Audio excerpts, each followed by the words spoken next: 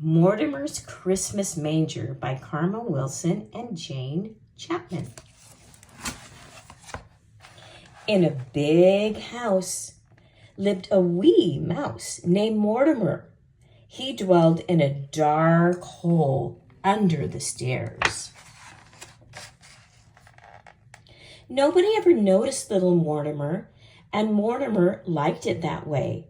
But he didn't like his hole. Too cold, too cramped, too creepy, squeaked Mortimer.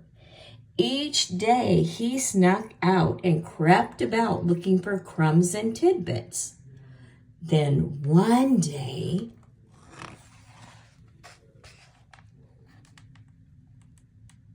Mortimer spied something new. What he spied was wonderful. He saw a huge tree covered with twinkling lights. Nestled on top was a bright star, shining brightly, but something even better than the tree itself sat next to it on a table. Mortimer sighed with delight.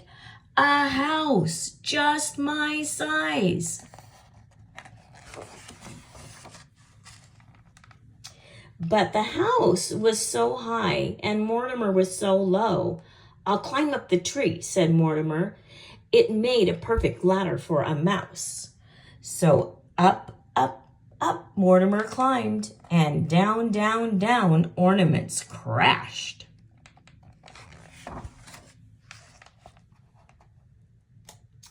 Finally, he reached the table.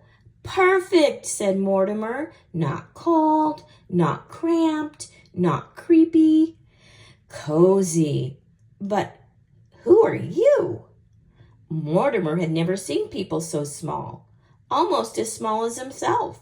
He had never seen such strange animals ever. Tap, tap, tap. Mortimer knocked, but no one answered. Tap, tap, tap. No one moved an inch. I see, Mortimer squeaked. You aren't real, only statues. And so Mortimer lugged and tugged. One by one, he dragged the statues out.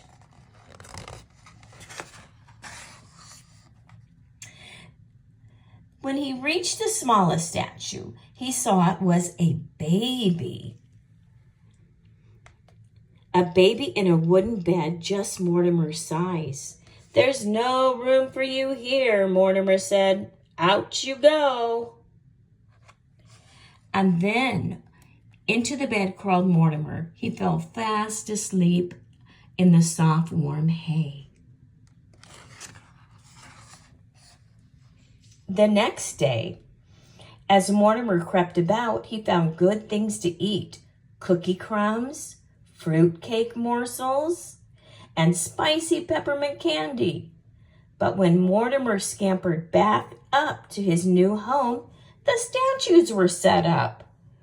No, no, no, squeaked Mortimer. This won't do. There's no room for me. And so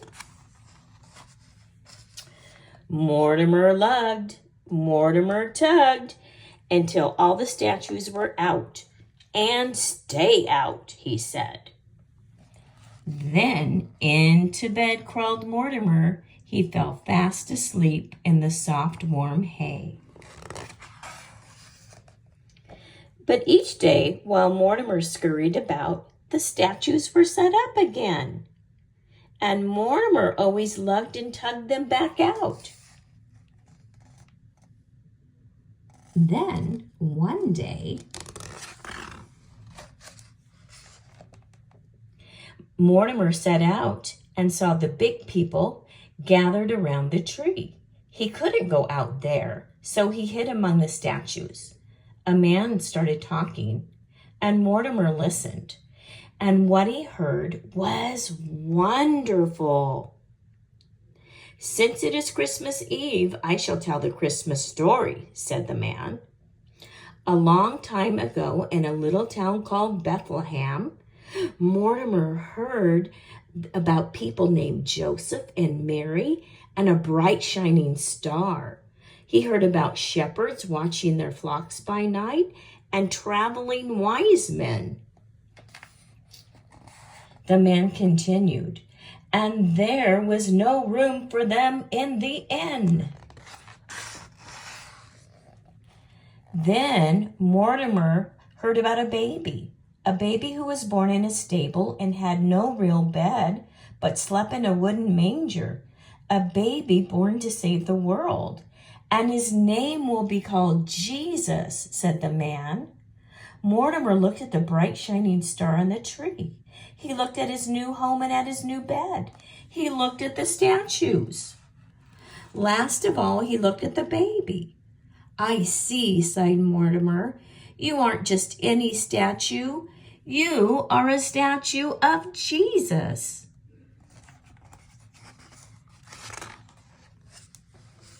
Mortimer sniffed. Mortimer snuffled. A tear rolled down his furry cheek. There was no room for you in the inn, but I know where there is room, he said. And so...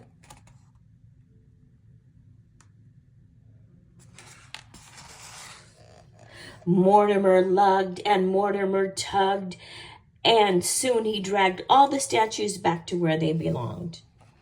Last of all, he laid the baby in the manger. This belongs to you, he said. Mortimer smiled. You look warm and cozy now. There was no place for Mortimer to go except back to the cold, cramped, creepy hole. As Mortimer scuttled down the tree, he said a prayer. Jesus, you were born to save the world. Perhaps you could also bring me a home. And then Mortimer spied something new. What he spied was wonderful. Mortimer sighed with delight. A house just my size? There were no statues in sight. And so Mortimer moved right in. Thank you, Jesus, said Mortimer. You made room for me too. The end.